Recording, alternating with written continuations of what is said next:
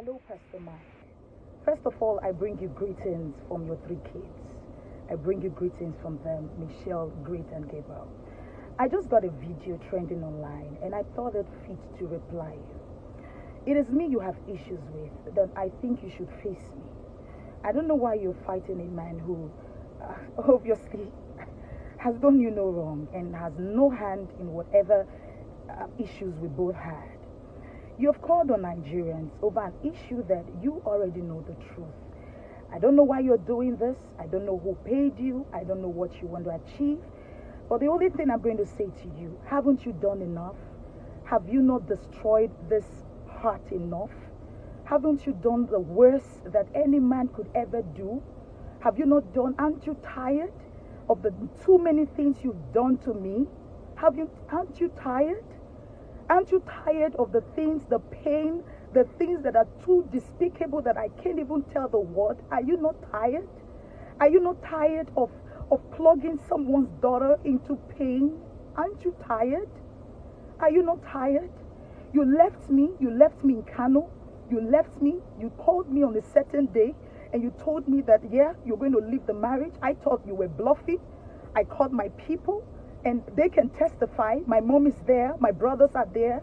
My elder brother called you from UK. You told me you were leaving the marriage. My brother told me you were bluffing. I thought you were joking. Yes. I begged you. I remember I begged you.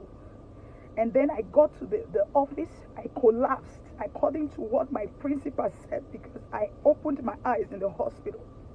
And that was where, because you had already threatened to take these kids from me as head in the recording that I will upload if Nigerians need to hear it. I knew, why are you doing this? Why? Haven't you destroyed me enough? I remember asking you in that recording that very day.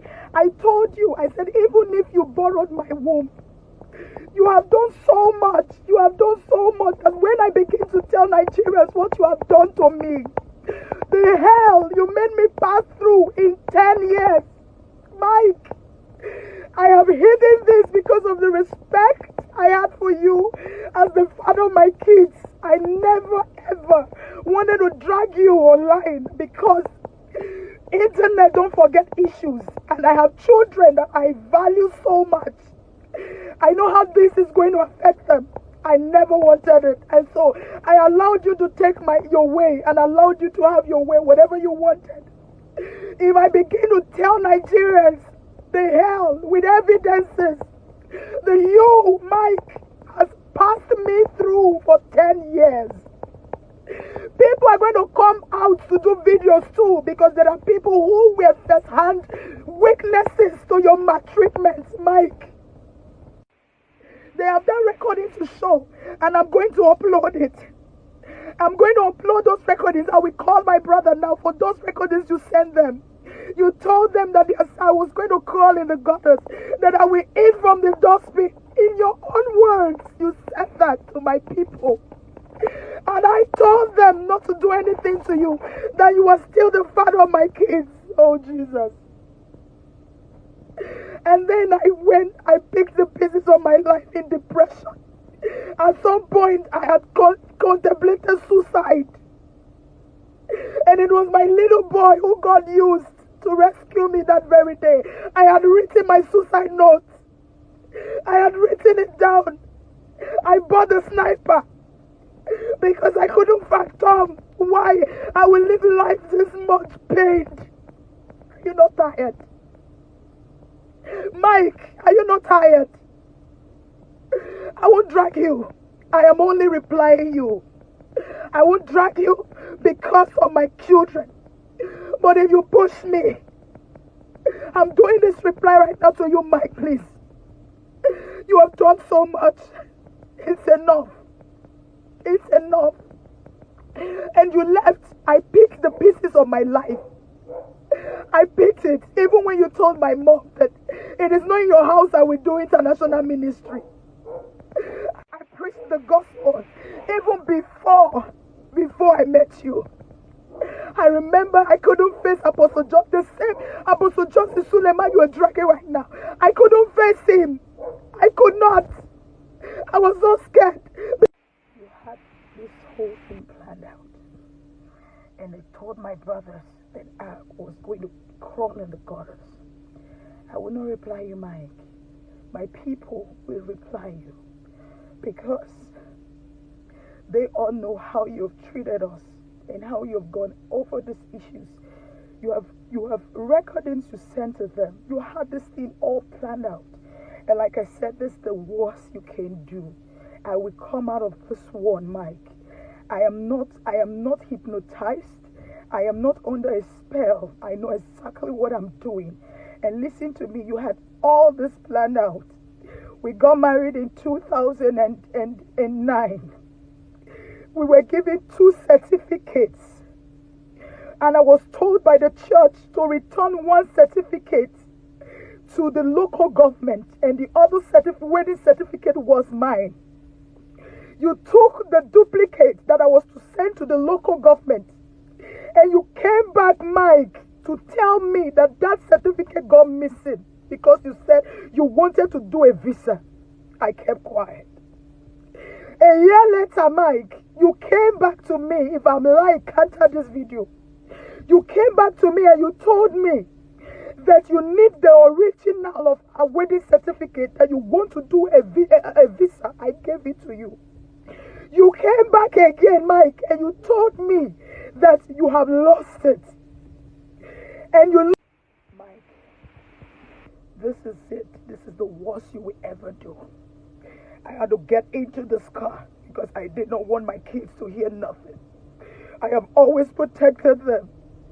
You have no conscience, Mike. You care about nobody. You have always been that way. You have no conscience. And listen, this is the worst. You told my brothers I would crawl in the gutters, and this is it. Walking out of me, taking your diary, that was the last struck. Oh God, how much I cried. I begged you. Listen to me. This is the last you will do. And guess what? I will come out of this. So scared. I was damn scared. I couldn't even approach Apostle Suleman. I could not even go to Omega Fire Ministries. It was people like Pastor Dan Okoje, people like Apostle Tenebe that took me and begged and told Papa not to throw me away. That I have a ministry. My life cannot end because of you, Mike.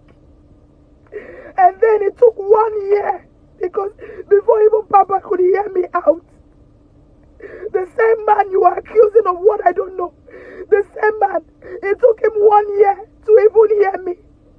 Papa was never aware that you left the house.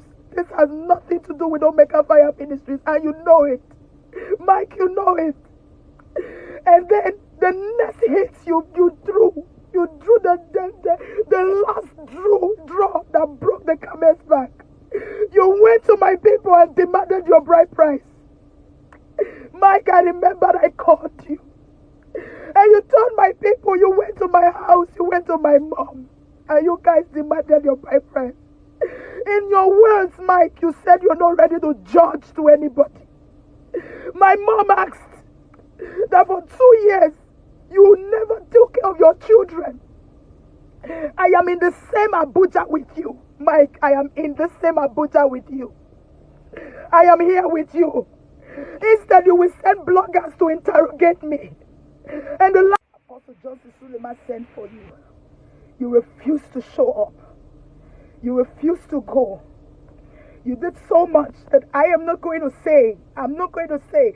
I still respect you as the father of my kids. Mike, don't push me to the wall. Leave me alone. Leave me alone. Don't push me. I respect my kids. I do. And I'm going to watch what I say concerning you. But please, do not push me to the wall. Thank you. If you still have a little conscience in you, use it.